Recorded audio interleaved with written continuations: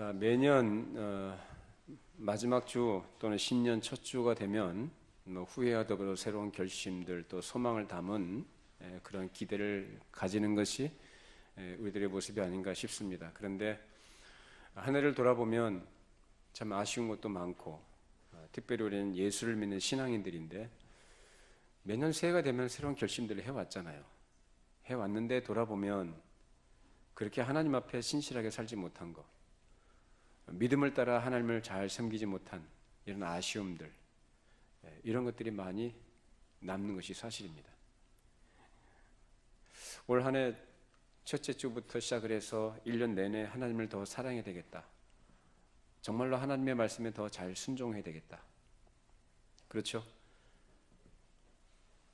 말씀의 교훈을 따라서 이웃들을 더 많이 사랑해야 되겠다, 복음을 위해서 더 헌신해야 되겠다, 보다 좀 더 믿음이 자라가도록 애써야 되겠다, 이런 결심들과 이런 소원과 기도를 많이 드렸습니다만 돌아보면 참으로 아쉬운 점들이 사실 많습니다. 자, 그래서 그런지 이런 것들이 반복이 되다 보면 사실 숫자적인 것이 무슨 의미가 있겠느냐, 그러면서 매너리즘에 빠지거나 또는 별 의미를 두지 않는 그런 일들도 사실 있죠. 그렇지만 우리가 보통 세상 사람들이 아니라 예수를 믿는 사람들이기 때문에 우리는 우리 자신 스스로에 대한 기대라든지 우리 스스로의 결심과 결단, 각오, 이런 것들에 소망을 둘 것이 아니라 그리스도 안에서 소망을 둘 수 있어야 될 줄로 믿습니다. 우리는 그리스도 안에 있기 때문에 소망을 가져야 될 이유가 있는 사람들이고, 세상 사람들처럼 그렇게 낙심하고 좌절하고 아무리 해도 안 되더라 그런 자포자기하는 그런 마음이 아니라 언제나 그리스도 안에서 가능성 있는 하나님의 사람으로, 그 믿음으로 하나님을 의지하고 일어설 수 있기를 바랍니다. 이것이 오늘 우리가 확인해 볼, 말씀을 통해서 확인해 볼 우리의 자세고 우리의 삶의 태도가 되어야 될 줄로 생각을 하는데, 오늘 특별히 이 마가 요한이라는 인물을 통해서 과연 하나님은 어떤 분이신가, 우리에 대해서 하나님께서 어떻게 일하고 계시는가라는 것을, 또 약속하신 것을 이루시는가, 이런 것들을 한번 생각해 보자 합니다. 자, 이를 위해서 먼저 마가 요한이라는 사람에 대해서 이와 관련된 내용들을 몇 가지 확인해 볼 필요가 있어요. 왜냐하면 그 사람이 어떠한 사람이라는 것을 알아야만, 또 그 사람이 어떻게 그럴 수 있었는가, 또 그런 삶을 하나님께서 어떻게 또 그렇게 하실 수 있는가, 이런 것들을 통해서 하나님이 우리를 다루어 가시는 것들을 우리가 확인할 수 있기 때문에 그렇습니다. 자, 마가 요한은 우리가 잘 알고 있다시피 이 성경의 한 권인 마가복음을 기록한 사람이죠. 마가복음의 저자가 누구예요? 마가복음, 마가입니다. 누가복음은 누가 기록을 했습니까? 누가가 기록했어요. 네, 마가복음은 마가가 기록했습니다. 자, 근데 이 마가는 상당히 믿음이 참 좋은 사람, 그리고 예루살렘 교회에서 나름 인정받는 위치에 있던 사람이었습니다. 그리고 이 사람의 어머니가 마리아라는 사람이에요. 마가의 어머니 이름이 마리아입니다. 근데 이 마리아라는 여인은 예루살렘 교회에서 그것도 역시 굉장히 이름이 있는 여인이었어요. 그리고 이 여인이 가지고 있는 집, 즉 마가의 집이라고 표현된 이 사람의 집이 얼마나 크고 얼마나 여유가 있었는지 사도행전 1장을 보면은 120문도가 성령의 임재하심을 기다리면서 기도했던 장소가 이 마가의 다락방으로 우리는 알고 있습니다. 기억하십니까? 그래서 사도행전 1장에 보면은 이 사람들이 모여서 기도를 하고 있었는데, 사도행전 2장에 보면은 오순절 마가의 다락방에 성령께서 강림하셔서 이 사람들이 어떤 여러 가지 경험들을 하게 되죠. 그리고 신약의 교회가 그것으로부터 시작이 되게 됩니다. 자, 그렇다면 우리나라 이 다락방이 있는데 다락방에 사람이 올라가면 얼마나 올라갈 수 있겠어요? 근데 120명이 올라갈 수 있을 정도의 다락방을 갖고 있는 집이라고 한다면 그 집이 가난한 집은 아니겠죠. 굉장히 큰 집이었을 것이고 여유가 있었을 것이다 라고 생각이 됩니다. 자, 그리고 이 마가의 다락방은 그 이후로 교회의 중요한 모임 장소로 쓰여지기도 했습니다. 실제로 이 마가의 다락방이 그 당시에는 어떤 우리나라처럼 지금 현재처럼 어떤 정해진 장소에서 사람들이 예배를 드리는 예배당이라는 개념 자체가 없었어요. 그래서 그 당시 초대교회 당시에는 이렇게 각 성도의 집에서 모일 만한 장소에서 장소를 제공하면 거기에서 교회 모임을 갖게 됐습니다. 그것이 교회의 시작이었죠. 자, 복음을 전하던 베드로가 헤롯 왕의 손에 잡혀가지고 감옥에 갇혔었습니다. 자, 그런데 천사가 그 감옥에 나타나, 조용한 가운데 천사가 나타나서 베드로가 이 묶여 있었던 이 쇠사슬을 풀어줍니다. 아주 기적적으로 아주 신비로운 이 일이 일어나는 거예요.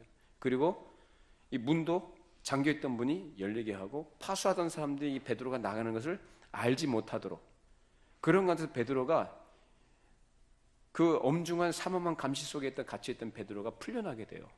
그 베드로가 풀려난 다음에 제일 먼저 달려간 곳이 어딘지 아십니까? 마가의 집이에요. 자, 우리 성경을 확인해 볼까요?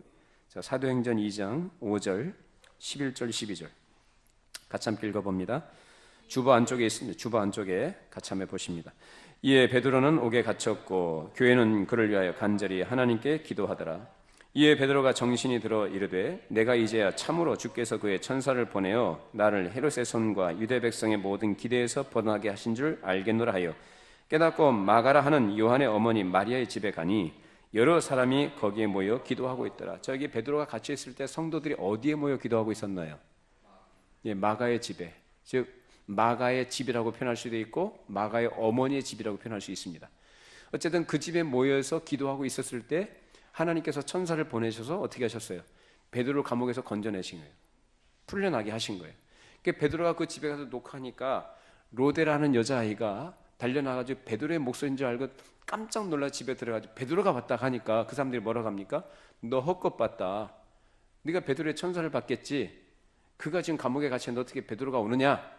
근데 나중에 결국은 베드로가 실제로 자기가 풀려났음을, 그래서 성령께서, 즉 하나님께서 자신에게 역사하셨다라고 얘기하고 이제 다른 곳으로 이동하게 됩니다. 그때 찾아갔던 집이 바로 마가의 집이었다는 거예요. 자, 또한 마가의 사촌형으로서 유명한 사람이 누구냐면 바나바입니다. 바나바는 마가의 사촌형이에요. 근데 이 사람은 이 초대교회에서 가장 먼저 자신의 전 재산을 이 교회에 기꺼이 복음을 위해서 헌신한 사람으로 우리가 알고 있습니다. 자, 사도행전 11장 24절 함께 보십니다. 바나바는 착한 사람이요 성령과 믿음이 충만한 사람이라 이에 큰 무리가 죽게 더하여 지더라. 그는 착한 사람이라고 표현됐어요. 그러니까 이 사람이 성품적으로나 인품적으로나 또는 믿음에 있어서도 여러 사람들에게 인정받는 그러한 사람이었다라는 것을 확인할 수가 있습니다. 착한 사람이고 성령과 믿음이 충만한 자였다. 그래서 하나님께서 이 사람에게 많은 사람들을 더해줬는데, 이처럼 이 바나바하고 마가는 이 사촌지간이고 그리고 혈연 관계 속에 있었다는 사람이라는 걸 확인할 수가 있어요. 자, 또 사도행전 13장을 보면 교회 역사상 최초로 이방의 어떤 선교지로 선교사로서 이 바울과 바나바를 파송하는 내용이 나와 있는데, 그때 여기에서 동행하게 된 사람이 누구냐면 마가입니다. 마가가 바나바와 바울과 함께 이방인들을 위한 선교 여행에 동참을 하게 돼요. 그러면 이 마가는 그 여러 성도들 가운데서 그래도 인정을 받았던 사람이라는 것을 알 수가 있겠죠. 아무나 선교 여행에 가는 거 아니죠. 그만큼 이 마가는 사람들에게 인정받았던 믿음의 사람이었다고 할 수가 있는 것입니다. 자, 그런데 선교 여행을 떠난 후에 얼마 못 가서 안 좋은 일이 발생을 해요. 불미스러운 일이 발생을 합니다.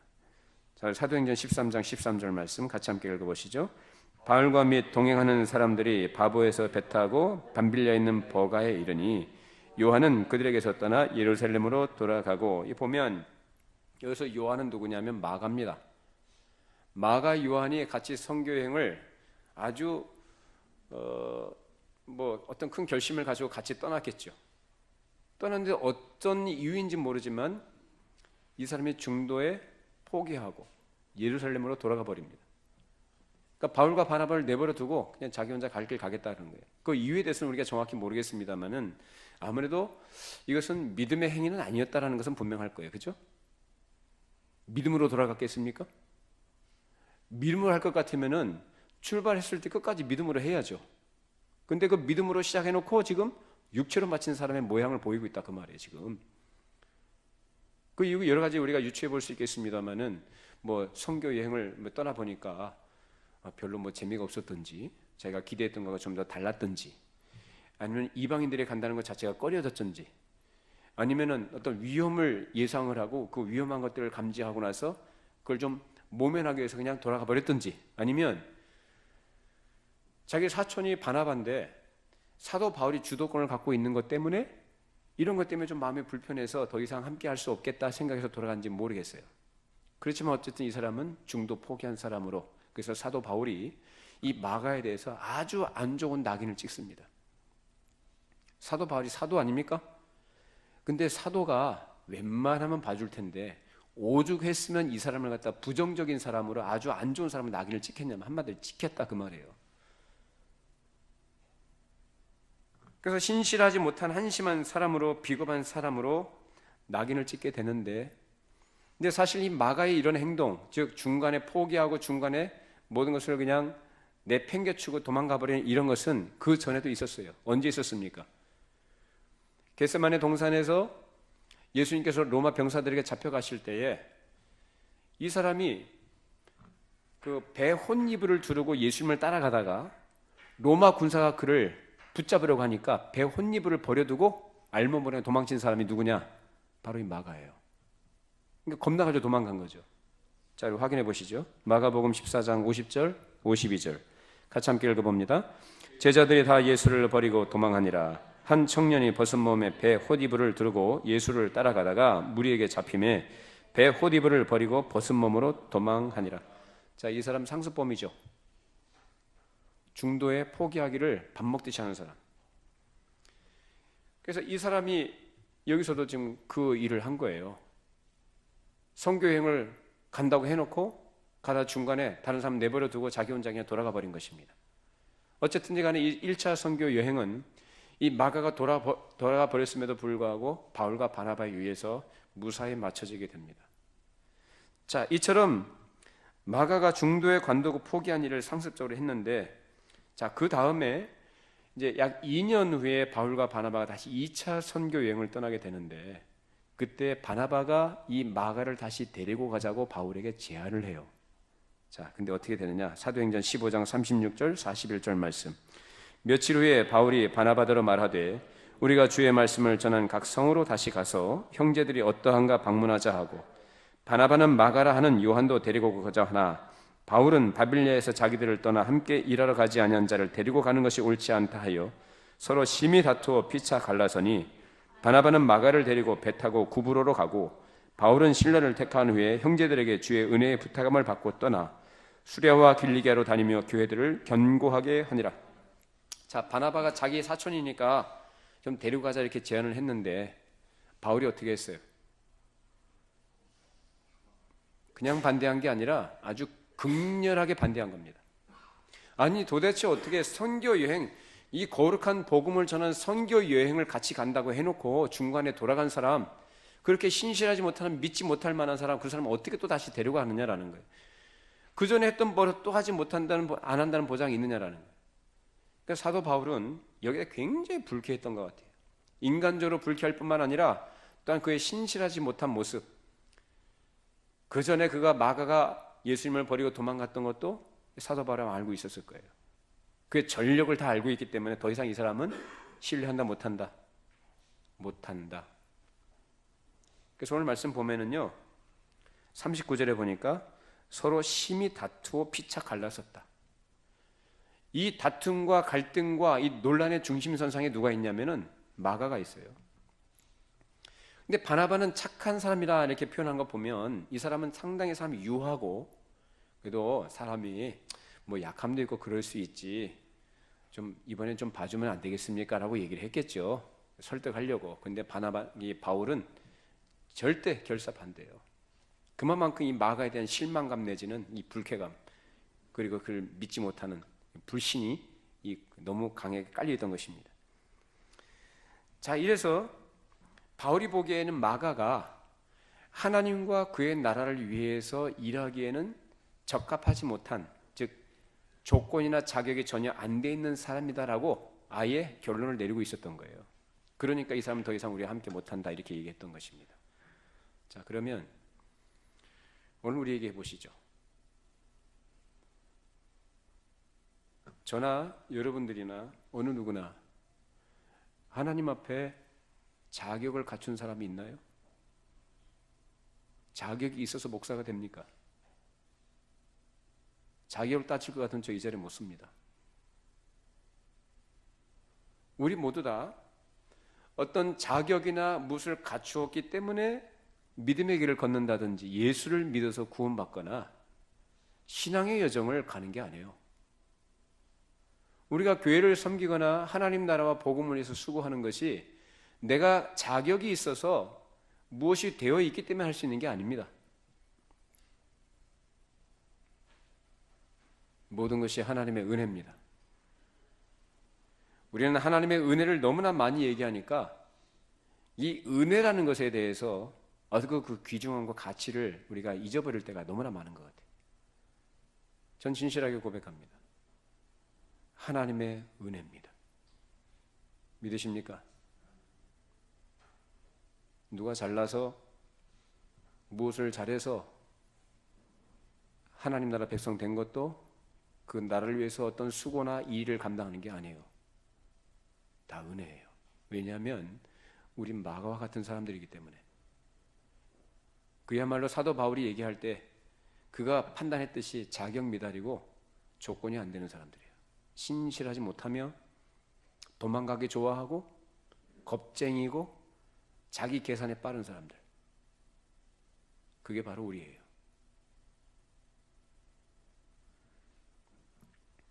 자, 그러면 여기에서 바울과 바나바가 서로 의견이 갈라져서 심히 다투고 이제 싸웠다 그 말이에요. 그러니까 바울과 바나바 이 사람들은 복음을 위해서 정말로 신실한 하나님의 종들로 쓰임받았던 사람들 아닙니까? 근데 이 사람들이 어떻게 했다 그래요? 서로 의견이 맞지 않아서 그냥 다퉜다는 심히 다퉜다. 아주 격렬하게 논쟁을 했던 것 같아요. 주먹질은 안 했겠지만. 이걸 보면 사람이 하나님의 은혜 안에서 성령으로 충만하지 않게 되면 자기 생각으로 모든 것을 하려고 합니다. 그것이 뭘로 나타나느냐? 다투는 걸로 나타나요. 여러분, 우리가 교회를 섬기고 하나님을 섬기는 이 믿음의 길에 있어서 사람의 생각이나 인간적인 감정을 하지 말기를 바랍니다. 늘 성령과 말씀의 은혜로 충만한 가운데 그 은혜 안에서 모든 일을 믿음으로 감당하기를 바랍니다. 어떻든지 간에 이렇게 바울과 바나바가 이 마가 때문에 다투고 서로 갈라져 버렸어요. 그래서 이 바나바는 마가를 데리고 구브로로 갔다고 하고 바울은 실라를 택한 다음에 여행을 떠나게 됩니다. 자, 여기에서 이제 이후로는 바울과 이제 바나바하고 마가는 이 사도행전에 더 이상 등장하지 않아요. 그 자리를 누가 채우느냐면 실라라는 사람이 바울의 동역자로서 그 역할을 하게 됩니다. 자, 그러면 하나님께서 이 마가라는 사람을 버리셨느냐? 완전히 제외해 버리셨느냐? 하도 그냥 상습적으로 그런 일을 하니까 하나님 나라의 일에서 완전히 제외시켜 버렸냐라는 거예요. 근데 놀랍게도 15년 후에 쓴 사도 바울의 글을 보면 이 마가에 대한 기록이 완전히 반전의 기록이 남아 있습니다. 자, 골로새서 4장 10절 말씀 같이 함께 읽어보십니다. 나와 함께 갇힌 아리스다고와 바나바의 생질 마가와 이 마가에 대하여 너희가 명을 받았음에 그가 이르거든 영접하라. 여기에 바울이 뭐라고 합니까? 자기하고 지금 옥에 갇힌 사람 누굴 얘기해요? 마가가 왜 옥에 갇혔을까요? 도망갔었는데 하나님께서 이 사람을 다시 회복시키셔서 복음을 위해서 동참하도록 하셨기 때문에 그 복음 때문에 지금 바울과 함께 옥에 갇힌 겁니다. 자, 그래서 마가를 바울이 자기와 함께 같이 있다는 것을 얘기하면서 마가를 자기 자신을 영접하듯이 영접해달라고 그렇게 권면하고 있습니다. 자, 또 빌레몬서 1장 24절 같이 함께 보십니다. 또한 나의 동역자 마가, 아리스다고 데마, 누가가 문안하니라. 자, 여기서 나의 뭐라고 표현하죠? 동역자래요.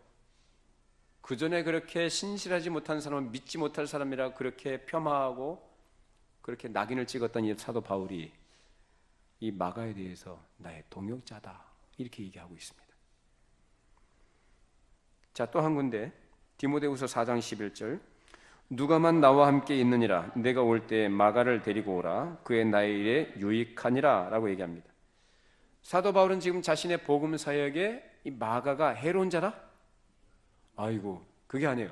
유익한 자다, 나에게 유익을 주는 자다라고 이렇게 그 마가를 지금 인정하고 있습니다. 그래 죽기 이전에 이 죽음을 앞두고 나서 사도 바울이 이 마가를 간절하게 좀 찾고 있는 거예요. 그만큼 마가가 지금 어떻게 어떤 자리로 어떤 위치에 회복이 됐는가를 우리가 확인해 볼 수가 있는 겁니다. 자, 우리가 여기서 발견할 수 있는 것은 하나님께서 이 마가를 그의 실수와 중도 포기와 그의 신실하지 못함에도 불구하고 그를 버리지 아니하시고 외면하거나 내치지 아니하시고 다시 회복시키셔서 복음의 일꾼으로 삼으셨다는 것입니다. 인생에 있어서 참 부끄러운 결정을 내었던 마가에게 하나님께서는 여전히 기회를 주셨고 그를 다시 회복시키신 것입니다.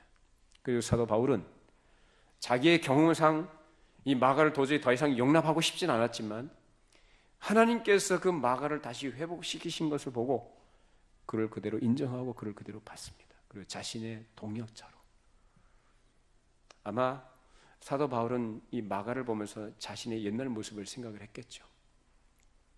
자기도 하나님을 섬긴다는 열심을 가지고 예수 믿는 자를 잡아 죽이고 옥에 가두었던 교회를 잔멸한 일에 앞장섰던 자기 자신을 그 스스로 고백하기에 내가 죄인 중에 괴수라 라고 고백할 정도로 하나님 앞에서 자기가 얼마나 큰 죄악을 저지른 죄인인지를 그가 늘 마음속에 기억하고 있었던 그가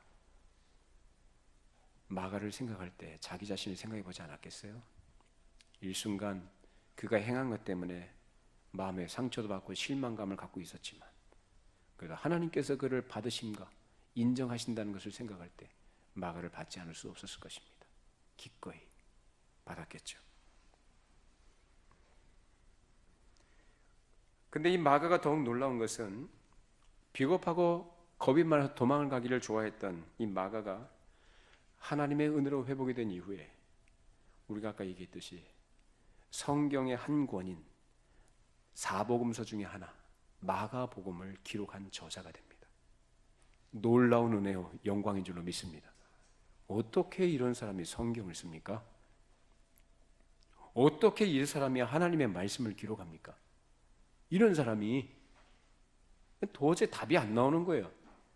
결국은 뭐밖에 남지 않느냐? 하나님의 은혜라는 말밖에 할 말이 없어요. 우리는 이 마가를 통해서 하나님께서는 언제나 실패와 좌절과 절망 속에 있는 인생들에게 특히 하나님의 백성들에게 언제나 기회를 여전히 주시는 분이심을 우리는 확인할 수가 있습니다. 믿으시기 바랍니다.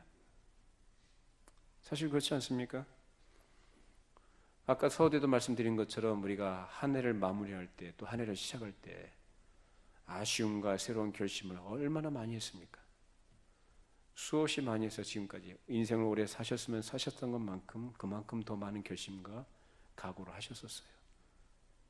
그것은 무슨 얘기냐면 하나님께서 다시 기회를 주셔왔다라는 거예요. 지금까지 우리를 하나님께서 그런 기회를 주시면서 대접을 해주셨다는 얘기입니다. 하나님은 그런 분이다 라는 것입니다.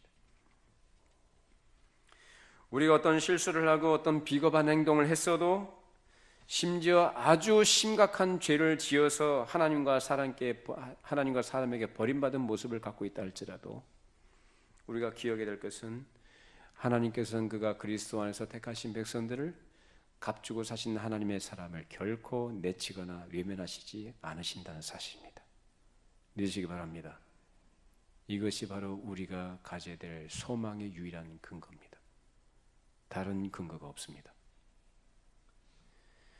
우리는 또 가룟 유다와 베드로를 비교해 볼 수가 있겠는데요. 자, 이 두 사람의 공통점은 뭘까요? 가룟 유다하고 베드로 공통점이 뭐예요? 예수님을 배신한 사람들이에요. 여러분 사람한테 배신 당해 보셨습니까?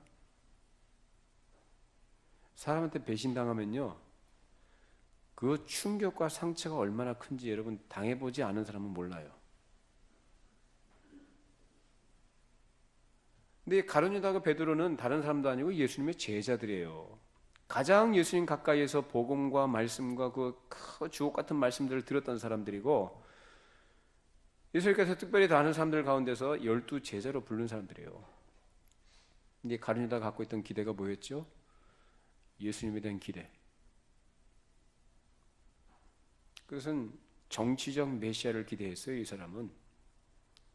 그래서 예수님께서는 나 십자가에서 나 죽어야 된다라고 말씀하니까 이 열혈당원이었던 이 가룟 유다 입장에서는 용납이 안 된 거예요. 내가 지금까지 무엇 때문에 당신을 쫓아다녔는데 이제 와서 그 소리 하느냐? 당신 그러냐 정말? 그럼 내가 돈이라도 받고 팔아 먹어야 되겠다. 그래서 은 30 받고 예수님 팔아 먹은 거 아닙니까? 대제사장 될 때. 그래서 자기 스승을 갖다가 돈 30을 받고 은 30을 받고 팔아 넘긴 사람이 바로 가룟 유다예요. 베드로는 어떻습니까? 베드로는 여러 다른 제자들보다 더 예수님께 관심과 사랑을 받았던 수제자였어요. 그러면 그 은혜를 받은 사람답게 예수님을 대접해 드려야죠. 실제로 베드로는 그런 마음을 갖고 있었던 사람이에요. 다 주를 버릴지라도 저는 주를 버리지 않겠습니다. 주께서 죽는 자에 저도 같이 따라가겠습니다. 큰 소리 빵빵 쳤던 사람이에요. 근데 그 사람이 어떻게 됐어요?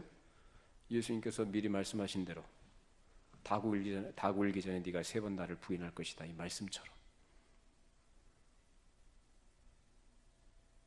예수님을 신문하는 관장 앞에 갔을 때 그 앞에서 사람들 앞에서 3번 예수님을 부인하는, 나 그 사람 몰라, 모른다고 부인할 뿐만 아니라 저주까지 했습니다.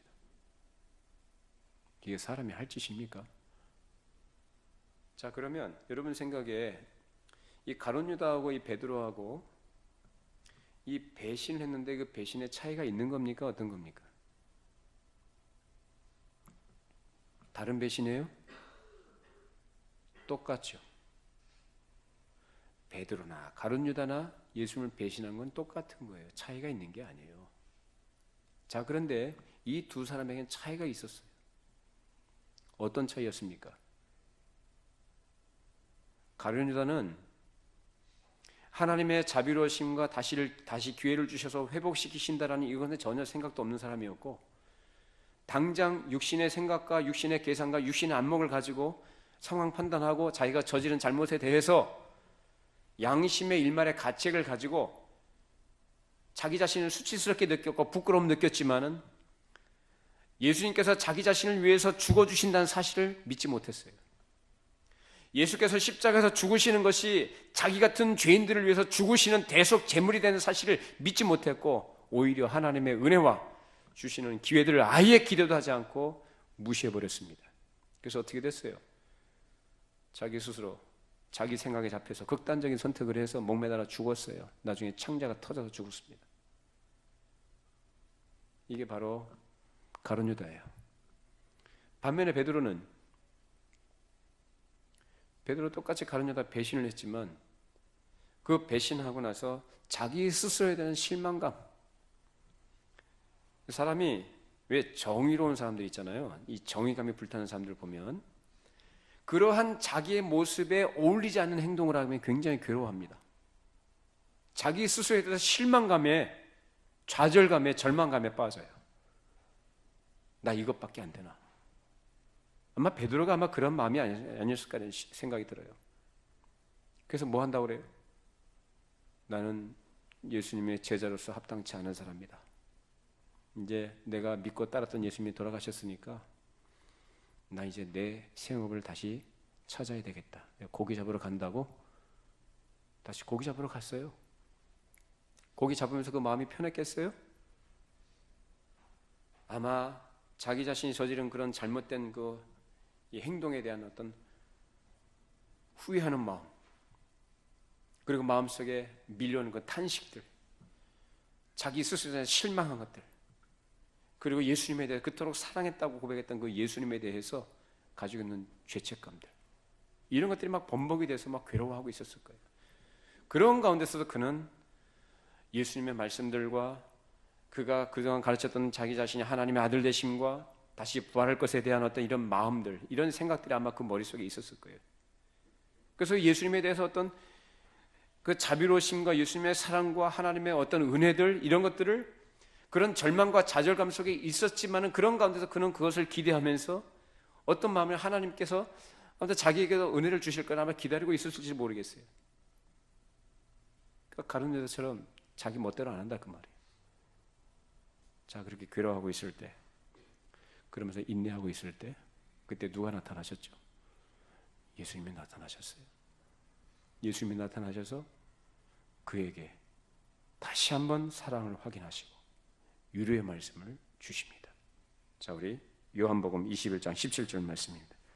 세 번째 이르시되 요한의 아들 시몬아 내가 나를 사랑하느냐 하시니 주께서 세 번째 내가 나를 사랑하느냐 하심으로 베드로가 근심하여 이르되 주님 모든 것을 아시오매 내가 주님을 사랑하는 줄을 주님께서 아시나이다.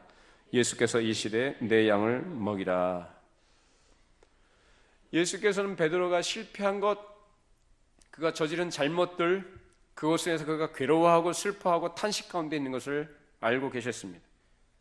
그래서 그를 찾아가셔서 그를 다시 회복시키시는 말씀을 주신 것입니다. 네가 나를 사랑하느냐?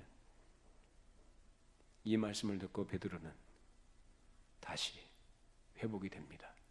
그리고 복음을 위해서 자신의 삶을 온전히 드립니다. 누가 하셨습니까? 예, 하나님이 하셨습니다. 이처럼 주님께서 베드로를 회복시키시고 다시 기회를 주신 것처럼 우리도 역시 그런 하나님께서 베푸시는 그 은혜의 기회들을 받게 될 줄로 믿습니다. 우린 지나간 날 잘못한 거 참 많죠? 금년 한 해 여러분, 하나님 앞에 우리가 섬긴다고 하고 믿음으로 산다고 나름 생각하는 부분들이 분명히 있습니다만은 그럼에도 불구하고 사실 우리가 정직하게 하나님 앞에 우리 자신을 내놓는다면 아무것도 사실 한 게 없는 것 같아요. 오히려 결심이 컸고 하나님 앞에 드리는 기도가 간구가 더 많았다고 한다면 더 잘못한 것이 더 많겠죠. 왜? 내가 입으로 뱉은 대로 안 했기 때문에. 내가 하나님 앞에 사실 기도한 것은 하나의 약속인데 그 약속한 대로 내가 안 살았기 때문에 더 죄스럽죠. 부끄러움이 많죠. 제가 그렇습니다. 하나님을 더 사랑해야 된다고 설교했던 사람이고 하나님 앞에 신실하고 정직하게 우리가 믿음으로 살아야 한다고 얘기했던 사람인데 내가 그렇게 제대로 살지 못한 것이 하나님 앞에 부끄러울 뿐이고 하나님 앞에 고개를 들 수가 없어요. 그러나 오늘 이 말씀을 통해서 하나님께서는 저와 여러분 모두에게 다시 한번 우리가 소망을 가져야 될 이유가 무엇인지를 확인시켜주는 말씀인 줄로 믿습니다. 지나간 날 우리가 잘못한 건 많죠? 물론 앞으로도 잘못할 거예요. 앞으로도 여러분 실수 많이 할 거예요, 우리가. 그것은 무슨 얘기냐면 하나님께서 우리에게 계속 기회를 주신다는 분입니다. 하나님 우리를 너무 잘 아셔요. 괜히 우리가 무엇을 완벽하게 할 수 있을 것처럼 뭐 아닌 것처럼 결벽증 가진 것처럼 생각할 필요 없습니다. 하나님은 우리를 불경건할 때에 경건치 못한 자들을 의롭다 하신 분인 줄로 믿습니다. 그러면 그리스도 안에서 의롭다 하신다고 한다면 우리의 됨됨이나 조건이나 자격들을 따질 것이 아니라 오직 하나님의 은혜로 살아가는 인생임을 우리가 인정해야 되지 않겠습니까? 하나님의 은혜로 사는 줄로 믿으시기 바랍니다. 은혜로 하나님께서 기회를 주시며 우리가 실수하고 잘못할지라도 하나님께서는 다시 우리를 찾아오셔서 위로하시고 기회를 주시는 분인 줄로 믿습니다. 그래서 우리가 지금까지 살아온 것 아니겠습니까? 이러한 고통의 기간, 우리 얼섬과 실패로 인해서 좌절 가운데 있을 때에 그것은 그것으로 끝이 아니라 하나님의 뜻과 계획이 우리 가운데 있다는 사실을 우리가 알아야 할 것입니다. 우리가 어리석게 행하고 미련하게 행하고 게으르게 행하고 하나님 앞에 범죄한 그런 모든 잘못들로 인해서 우리 스스로 괴로워하고 고통 가운데 있을 때 그 기회는 바로 하나님을 만날 수 있는 기회예요. 하나님께서는 그런 기회를 통해서 우리를 다루시고 우리를 보다 더 온전케 하시는 믿음의 길로 인도해 가시는 것입니다. 따라서 우리는 고통스럽고 내가 잘못한 것 때문에 어떤 좌절감 속에 있어 할지라도 그 가운데 머무는 것이 아니라 그런 기회를 하나님을 찾고 구하는 기회로 삼기를 바랍니다. 그럴 때 하나님께서 그 사람을 만나주시며 그에게 은혜를 베푸시며 그 영혼을 다시 소생시키시고 다시 그에게 샘을 주셔서 주를 섬길 수 있는 믿음의 길로 인도해 가십니다. 그렇게 걸어가면서 하나님께서 우리 안에 있는 부정한 것들, 그래서 이전에 가지고 있던 부정한 것들, 우리 안에 있는 죄의 오염들, 이런 것들을 하나씩 제거해 가셔요. 그래서 그것도 하나님을 의지하고 하나님의 마음에 기쁨을 드리시는 사람으로 훈련시켜 가시는 과정으로 삼으십니다. 믿으십니까? 믿으십니까? 그러니까 우리가 절망하고 좌절할 필요가 없다는 거예요. 물론 내가 잘못해도 하나님께서 그렇게 하시니까 나는 계속 잘못해도 된다는 이런 바보 같은 생각을 하지 말라고요. 그런 생각을 하라는 게 아니라 그러한 우리가 실수하고 연약함이 있기 때문에 실수하고 잘못을 할 수밖에 없고 그런 가운데 있다 할지라도 낙심하지 말아야 될 이유, 소망을 가져야 될 이유는 하나님께서 우리를 보고 계시기 때문에 은혜 안에서 우리를 대접하시기를 기뻐하시기 때문입니다. 그것은 우리뿐만 아니라 성경에 등장했던 수많은 믿음의 사람들, 하나님의 사람들에게 하나님께서 공통적으로 하셨다는 얘기들이에요. 아브라함, 믿음의 조상이라고 합니다. 물론 나중에 믿음의 조상으로 하나님께서 인정하셨습니다만 그가 믿음이 좋아서 믿음의 조상이 아니죠. 그도 우리와 똑같은 성정을 가진 인간이고 죄인이었어요. 하나님의 약속을 받았음에도 불구하고 그가 얼마나 자주 하나님의 약속을 의심하며 인간적인 방법을 가지고 자기가 그 뜻을 이루려고 했습니까? 얼마나 많이 거짓말을 했고 파렴치한 짓을 저질렀습니까? 근데 하나님께서 어떻게 하셨어요? 그에게 나타나시고 말씀하시고 기회를 주시고 인도해 가셨습니다. 결국은 자기 아들 이삭 하나, 100세에 낳은 아들 이삭을 하나님께 믿음으로 드릴 수 있는 자리에까지 이끌어 가셨습니다. 그건 아브라함이 잘해서 훌륭해서가 아니에요. 하나님께서 계속 기회를 주셨기 때문에 그렇게 된 거예요. 이삭은 어떻습니까? 이삭도 마찬가지. 야곱은 어떻습니까? 야곱은 더더군다나. 그 사람 이름은 사기꾼이에요. 정말로 인간적인 생각과 계산으로 가득 차 있던 사람이었고 자기 방식으로 인생을 꾸려가려고 했던 사람이에요. 심지어는 하나님의 축복마저도 거짓말해서 가로챘던 사람이 바로 이 야곱이에요. 하나님께서 여러 번 은혜를 주셨고 기회를 주셨음에도 불구하고 계속해서 자기 방식으로 살아가려고 했던 사람이 바로 야곱이에요. 근데 하나님께서 그게 어떻게 하셨죠? 그에게 나타나셨고 말씀하셨고 기회를 주셨습니다. 결국은 애굽의 바로왕 앞에 섰을 때 내가 험악한 인생을 살았습니다. 험악한 인생, 그 기질과 그 못된 성품과 그 욕심 때문에 하나님께서 그를 다루어 가시는 과정이었다는 얘기예요. 그런데 그거 어떻게 됐죠? 나중에 죽기 전에 애굽에서 살면서 하나님 앞에 경배할 줄 아는 사람이 된 것입니다. 다윗, 하나님의 마음에 합한 사람이라 합니다. 물론 하나님께서 그를 기뻐하셨어요. 그런데 하나님의 기뻐하심을 받은 사람이 어떤 일을 저지르죠? 우리가 잘 알고 있는 밧세바 사건 그것뿐만 아닙니다. 성경에 기록되지 않는 다윗의 범죄한 것, 다윗이 저지른 죄악들을 생각하면 도저히 그는 하나님의 마음에 합한 사람이 될 수가 없어요. 근데 하나님께서 어떻게 하셨어요? 그에게 나타나시고 말씀을 보내시고 선지자를 통해서 그 죄를 드러내게 하시고 회개할 수 있는 기회를 주시고 회개하도록 하셔서 다시 한번 하나님께서 그에게 은혜를 주시고 하나님 나라 일꾼으로 삼아 주셨습니다. 믿으십니까? 지금까지 한 얘기는 전부 다 우리 얘기입니다. 다른 사람 얘기가 아니라 우리 얘기예요.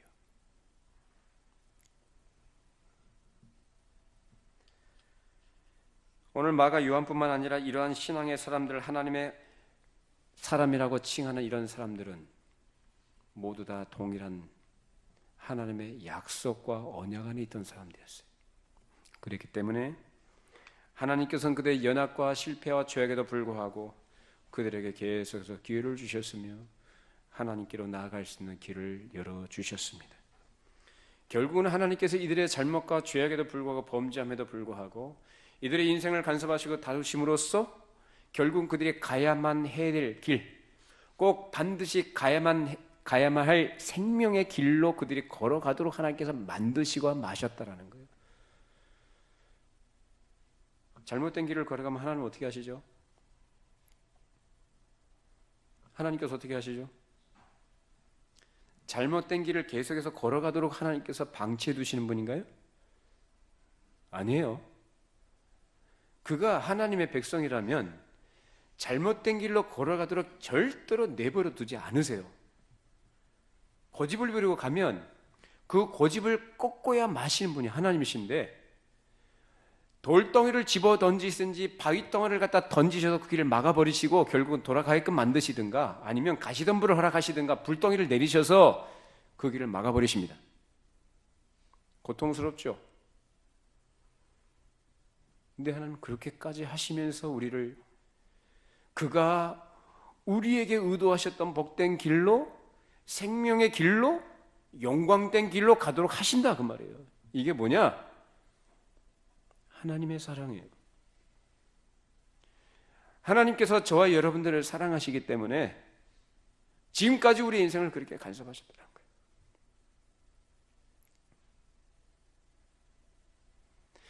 내가 똑똑해서, 내가 지혜롭게 행해서, 내가 열심히 살아서 지금 온 게 아니라, 내가 믿음이 좋아서 이 자리에 있는 게 아니라 하나님께서를 간섭하셔서. 왜 간섭하시느냐? 그리스도 안에서 택하신 백성들이기 때문에, 우리를 사랑하시기 때문에 그렇게 기회를 주셨었고 이 자리에 있게 하신 거예요.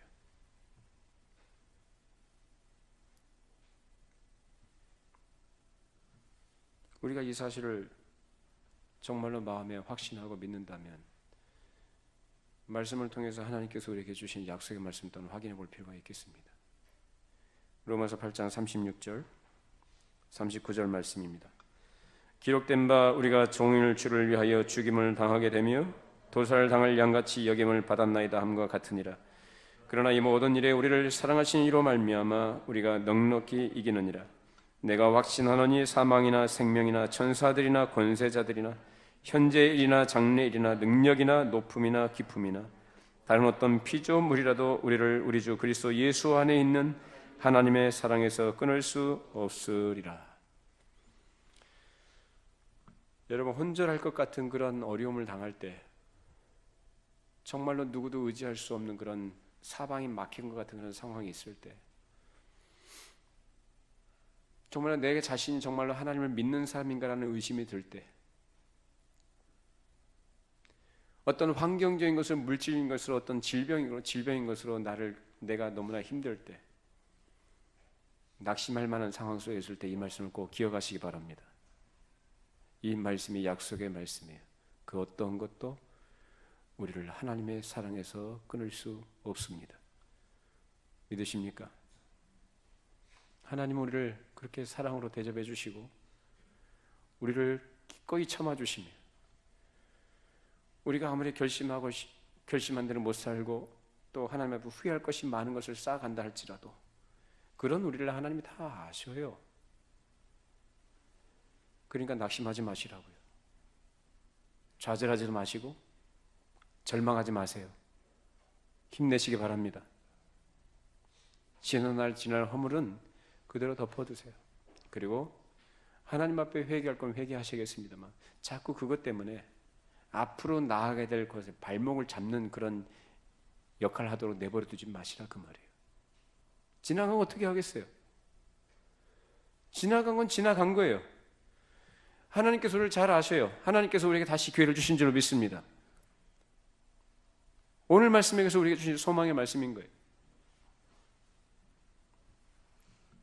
만일 사람이 실패가 없고 모든 것이 다 잘 된다면 하나님을 찾아요? 정직하게 얘기해 보세요. 여러분이 1년 동안 살아오시면서 모든 것이 다 잘 됐어요. 그리고 여러분 연초에 계획했던 것들, 성취하고자 했던 것을 다 이루었어요. 그러면 앞으로도 잘하게 될 것이라고, 다 그렇게 될 것이라고 또 확신하겠죠? 그럼 그 사람이 하나님을 찾겠어요? 절대 안 찾습니다. 그 사람은 하나님을 찾을 이유도 없고 하나님께서 그를 만나 주실 이유도 없어요. 그는 하나님 없이 살아가는 사람이에요. 모든 것이 다 잘 됩니까? 하나님 없이. 자기 스스로 만족하면서 자기가 스스로 완전하다고 생각합니까? 그 사람은 하나님의 백성이 아니에요. 그렇다면 여기에서 우리가 확인할 것은 내가 잘못을 밥 먹듯이 저지르고 오늘 마가처럼 도망가기 좋아하고 신실하지 못하며 실수투성이 인생으로 산다는 것이 왜 감사해야 될 이유인지 아시겠습니까? 여러분 감사하십니까? 그러니까 하나님의 은혜를 경험하는 거예요. 겸손하게 하나님의 은혜에 감사할 수 있는 것이고 끝까지 하나님만 바라보고 그에만 소망을 둘 이유가 되는 것입니다. 우린 다 못난 사람들이고요. 자격이 없는 사람들이고 정말로 신실하지 못한 사람들입니다. 우리가 지금까지 지내온 것, 아까 우리가 찬송했듯이 다 주의 은혜입니다. 앞으로도 이 주의 은혜가 변치 않을 줄로 믿습니다.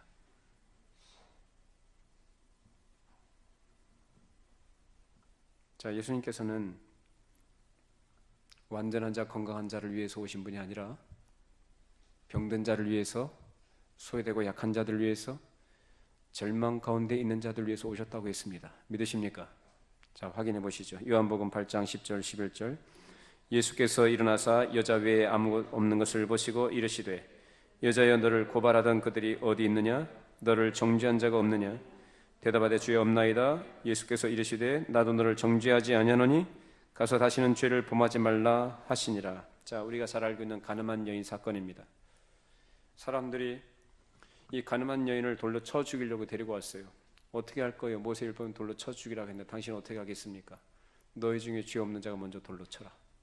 이 말 듣고 전부 다 도망갔습니다. 가늠이요? 마가 요한의 입장에서는 이 사람이 하나님의 사람으로 믿음이 괜찮은 사람으로 사람들이 인정받던 사람이 그런 일을 저질러요? 선교여행 간다고 하면서 목숨 걸고 간다고 하면서도 자기 목숨이 두려워서 겁나가지고 힘들다고 돌아와 버려요? 있을 수 있는 일입니까? 세상 일도 그렇게 안 합니다. 중도에 그만둬요? 하기 싫다고? 있을 수 없는 일을 저지른 사람이 이 사람이에요. 한두 번도 안 해, 이 사람은. 다윗은 어땠어요? 똑같은 사람이에요. 오늘 여기에 가늠한 여인 어떤 사람입니까? 이 가늠은요, 돌로 쳐 죽여야 되는 사형에 해당하는 율법에 해당하는 율법에 돌로 쳐 죽이라고 했어요. 심각한 죄를 지은 여인이에요. 근데 예수님께서 뭐라고 하십니까? 나 너 정죄하지 않는다. 그러나 가서 다시는 죄를 짓지 말아라. 용서해 주셨습니다. 그리고 하신 말씀이 다시 죄를 짓지 말라고 하십니다. 하나님께서 우리에게 기회를 주시고 우리 죄를 용서하시고 우리가 회개해야죠. 그리스도 안에서를 용납하시고 이 모든 것은 그냥 너 용서해 줄 테니까 내가 너에게 다시 기회를 주니까 똑같은 일을 하면서 그렇게 똑같이 살라는 의미가 아니죠. 뭘 하라는 겁니까? 다시 죄를 짓지 말라는 거예요. 똑같은 잘못을 저지르지 말아라. 그 말씀인 거예요. 그와 더불어서 우리에게 원하시는 것은 내가 너에게 은혜로서 기회를 다시 주느냐? 네가 기회를 얻었느냐? 내가 다시 줄 텐데 네가 기회를 얻었느냐? 그러면 그 기회를 어떻게 쓰라고요? 단지 죄를 안 짓는 것으로? 그렇게 소극적으로? 그게 무사한 일 주위에서 자기 몸보신을 하라고? 아니에요. 하나님께서 은혜를 주신 목적은 그 은혜를 따라서 사명을 감당하라고 주신 것입니다. 그래서 예수님께서 베드로에게 하신 말씀이 있어요. 자, 누가복음 22장 31절 32절입니다. 시몬아 시몬아 보라 사탄이 너희를 밀 까부르듯 하려고 요구하였으나 그러나 내가 너를 위하여 내 믿음이 떨어지지 않기를 기도하였노니 너는 돌이킨 후에 내 형제를 굳게 하라. 하나님께서 우리에게 무한한 기회를 주시는 것은 우리가 무한한 죄인이기 때문이죠. 믿습니다. 우리가 무한한 죄인이기 때문에 은혜가 무한한 거예요. 믿으십니까? 그렇게 무한한 은혜를 주시는 목적은 뭐냐? 그렇게 우리에게 계속 기회를 주시는 건 뭐냐? 우리가 지금까지 30년 살았습니까? 40년, 50년 살았습니까? 60년을 살았습니까? 70평생을 살아오셨습니까? 하나님께서는 지금까지 여러분에게 그런 은혜를 주셨고 기회를 주셨어요. 그 왜 주셨어요? 그 은혜의 기회를 너 자신뿐만 아니라 다른 영혼들, 굳세지 못한 영혼들, 낭망한 영혼들, 길을 잃고 방황하는 영혼들을 그들을 믿음의 길로, 복된 길로, 소망의 길로, 영광된 나라로 인도하는 일에 써라. 그것을 위해서 우리에게 기회를 주셨습니다. 여러분, 우리 자신 스스로 나 혼자 예수 믿어서 나 좋은 믿음 갖고 살다가 천국 가면 되지, 이거는 성경적 믿음이 아닙니다. 좀 더 하나님의 마음을 헤아리시고 하나님께서 우리에게 주신 기회가 어떤 의미가 있는지를 깨달으셔서 그 주신 은혜를 따라서 주를 사랑하시고 기쁨으로 주를 섬기고 하나님 나라를 위해서 살아가는 저와 여러분이 되시기를 바랍니다. 마가, 요한이나 베드로와 같은 사람들로 큰 실수를 저지르고 잘못한 일이 있지만 하나님께서 그 기회를 주심으로써 그 기회를 사명을 감당한 기회로 삼도록 하셨던 것입니다. 그렇게 살아가는 것이 바로 은혜에 대한 감사요, 복 있는 인생으로 살아가는 것입니다. 자, 이제 또 한 해가 저물어가고 이제 마감이 될 것입니다. 이제까지 우리가 알게 모르게 저지른 실수와 잘못된 일들이 너무나 많음에도 불구하고 주께서는 변함없이 우리에게 은혜를 베풀어 주셨습니다. 우리의 죄를 용서하시고 우리의 모든 실수 허물을 그의 보혈로 덮으시며 우리에게 또 기회를 주십니다. 우리는 하나님 앞에 어떤 마음을 가지고 엎드려야 되겠습니까? 하나님, 다시 한번 기회를 주십시오. 시간은 돌이킬 수가 없어요. 그래서 하나님께서 새롭게 기회를 주십니다. 기회를 주시는 하나님이지만 우리 입장에서는 당연한 것을 생각하면 안 됩니다. 주님, 죄송합니다.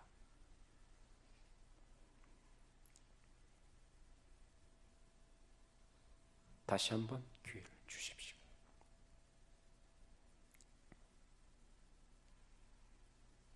그 마음으로 하나님 앞에 엎드리기 바랍니다. 그리고 주신다면 다시 죄를 저지르지 말고 돌아서서 연약한 자들을 붙들어주고 공고한 자들을 위로하고 하나님의 어떠하심을 그들에게 알려주는 일에 충성할 수 있는 우리 모두가 되기를 바랍니다. 기도하겠습니다.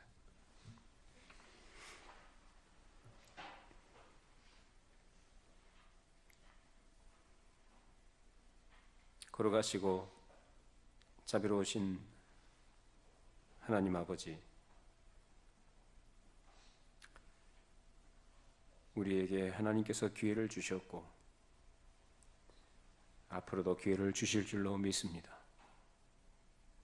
지금까지 지내온 것 모든 것이 주의 은혜였음을 고백하면서 우리 아버지께 감사와 찬송과 영광을 올려드립니다.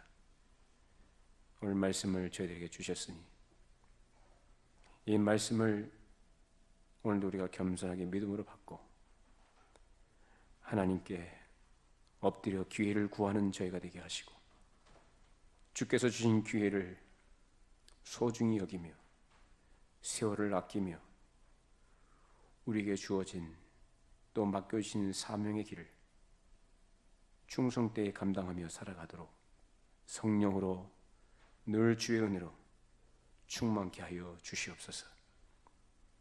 지난 한 해를 돌아보면서 하나님 앞에 저희들이 참으로 죄스러운 마음밖에 가진 것이 없습니다.